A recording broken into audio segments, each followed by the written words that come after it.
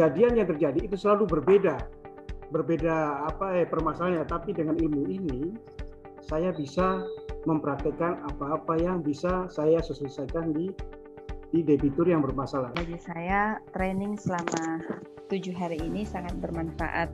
Jadi akan saya sharing pengalaman yang saya dapat dari Ibu Oi dan Pak Tigor. Juga saya akan praktekkan. Sejauh ini memang sudah dipraktekkan, tetapi mungkin belum terstruktur kata Ibu Oi. Jadi semua harus ada persiapan seperti itu.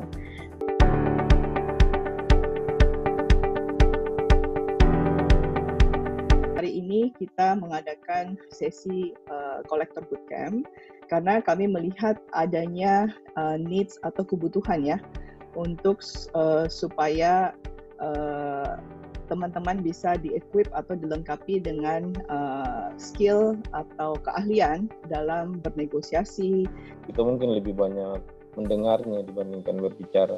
Saya tetap juga pilih subjek, Bu, karena subjek saya bisa menentukan diri saya sendiri, saya mau bawa kemana. Di sini definisi itu menekankan pada kita zaman, khususnya kita zaman dalam menagih.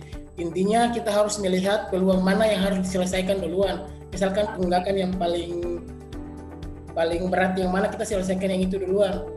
Kita sebagai kolektor berusaha mencari solusi, mencari jalan keluar untuk debitur-debitur yang sudah macet, yang berpotensi, yang bisa keluar dari kolektibilitas, sehingga apabila debitur yang sudah keluar dari kolektibilitas ini menjadi lancar, dia bisa dapat memperpanjang lidahnya, menyampaikan kepada keluarganya. Untuk meningkatkan keterampilan kita agar kita lebih baik dan meningkatkan kepercayaan nasabah kepada kita bahwa kita adalah pilihan yang tepat untuk menyelesaikan permasalahannya, Bu.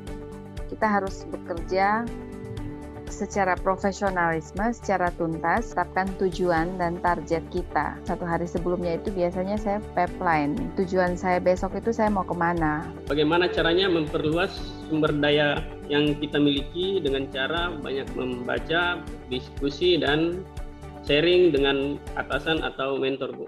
Apapun masukannya dan sekeras apapun, menyakitkan sekalipun, Anda terima dahulu. Kalau kita pemalu dalam artian segala sesuatu tentang penagihan atau kita mau ketemu sama bendahara atau debitur itu sangat susah. Karena kalau seorang pemalu itu kalau biasanya diajak ngomong baru dijawab. Kalau tidak diajak ngomong nanti tidak dijawab. Kalau saya tegas ketemu dengan gembira, otomatis itu bisa diselesaikan, Ibu. Saya sering menyesuaikan, Ibu, dalam hal ini. Jadi perlu saya juga sampaikan buat teman-teman juga, seperti Ibu sudah sampaikan, yang jadi intinya di sini kita harus benar-benar mempelajari dari empat emot ini, karena memang sudah ada di dalam diri kita sebenarnya. Kenapa sih kita perlu komunikasi? Jadi kalau menurut saya sih, supaya kita bisa mengetahui kendala apa atau hal-hal apa, seperti contohnya yang sudah kita pelajari sebelumnya. Macam kita mau temui debitur, jadi kalau kita tidak buka komunikasi dengan baik, kita tidak akan tahu ini kendalanya seperti apa dan kita bisa berikan solusi seperti apa. Di saat kita datang ke rumahnya debitur, sebelum kita masuk baru sampai di pagar, debitur sudah marah dan kuncikan pagar rumah, Ibu. Jadi kita belum sempat salam, belum sempat sapa, belum sempat bicara, Ibu. Langsung dia teriak, jangan masuk, di situ saja. Akhirnya dia langsung masuk ke rumah, kita sudah berdiri di pagar, Ibu. Ya, biasanya kalau misalnya ada ketemu dengan debitur yang dia sangat kooperatif atau seperti itu, dan juga perhatikan juga, saya suka ingatin teman-teman kalau misalnya itu tempatnya adalah agak padat penduduknya, ya, karena biasanya banyak yang mencoba untuk memanfaatkan situasi tetangga-tetangganya, gitu ya. Pemilik yang tenang ini orangnya suka bekerja sama, tulus, setia, dan menjadi pendengar yang baik. Tenang tuh biasanya dia suka sungkan, baik hati, bisa jadi teman ngobrol, dan biasa dia ketakutan yang merasa aman, Bu. Kita adalah belajar dengan THR konsep. Kenapa ada hati? Karena agar kita tidak membawa emosi atau bara api ke dalam negosiasi kita. Nah, jadi waktu saya ketemu dengan debiturnya, Bapak kenapa sampai saat ini tunggakan kredit Bapak belum dilunasi ke waktu 3 hari ke depan. Bapak tidak punya etikat baik untuk melakukan pembayaran, kita akan melakukan penyitaan jaminan. Itu saya mengarahkan dia, bila mana dia jualannya 1 hari, kalau misalnya dia dapat 100.000, setengahnya buat saya, setengahnya buat dia.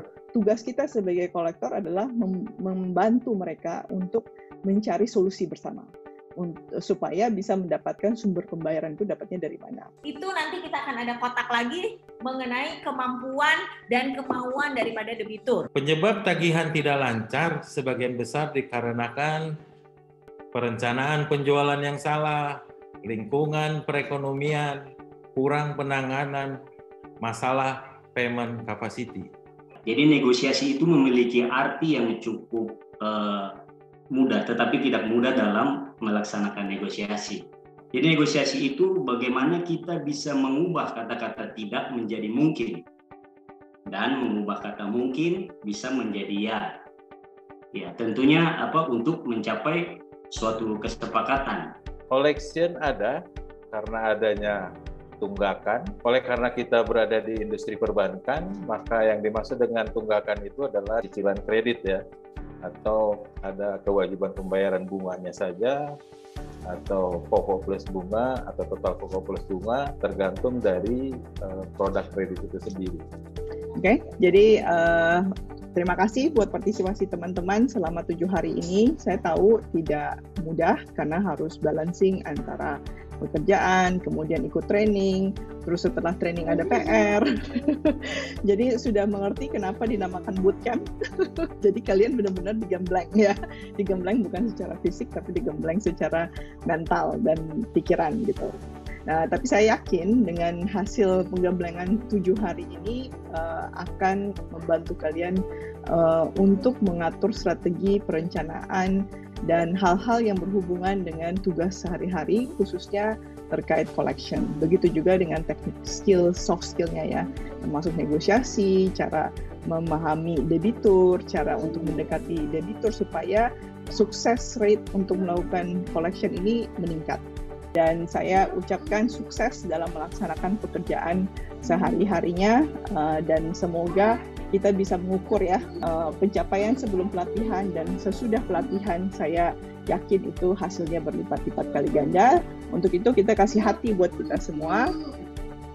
Cukup seru diskusinya, banyak yang minta kiat-kiat dari Pak Tigor. Semoga kiat-kiat di sharing ke kita bisa dipakai oleh semua teman-teman kolektor.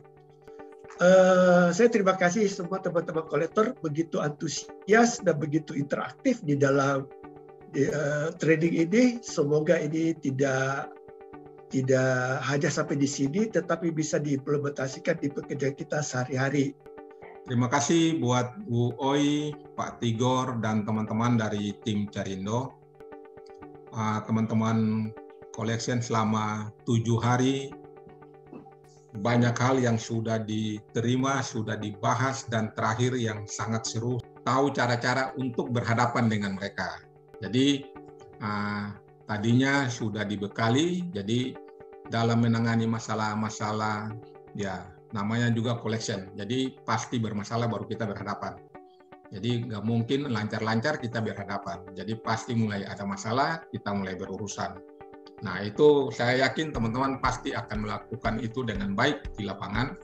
Intinya semua ada progres, karena teman-teman pasti sudah punya kemampuan dan dibekali untuk bisa menyelesaikan dengan baik.